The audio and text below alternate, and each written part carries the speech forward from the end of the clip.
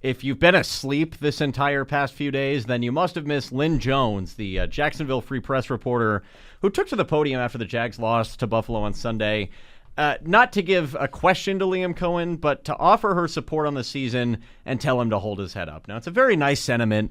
Adam Schefter reposted it. He called it awesome, and it ignited a debate among journalists and fans and the general landscape of media, which is mostly former athletes and content creators now, about what's appropriate and what's not appropriate to ask in post-game pressers. I'll start there and ask, are we still too rigid about what's going on in pressers, or was this a distraction from actual reporting? I think we're too rigid, and I might be different from you guys, but I really don't think it was that bad. And I'm going to pull up this tweet from Tony Posnanski, I believe it's how you say his last name. The presser was 6 minutes and 17 seconds. 3 people asked the same question in this presser. One person asked a question about the run that Cohen did not even understand. One person asked about Josh Allen's toughness and if he could elaborate on it.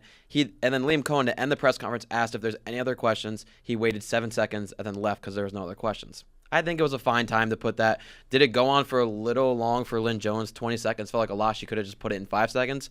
But it was nice. I don't think we need to bash her for it.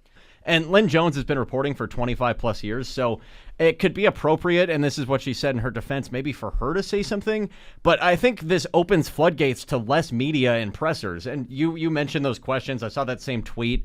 Really, that just made me think that Jags reporters are asking really stupid questions. Yeah. Just ask better questions. It gets repetitive and it gets tedious, I know. But journalists have a responsibility to not have rooting interests. And it doesn't mean to be cold and turn on your team, but you have to be credible. And that's the mark that McAfee and so many other people just missed. If people on the microphones turn questions to support, then pressers just become pep rallies.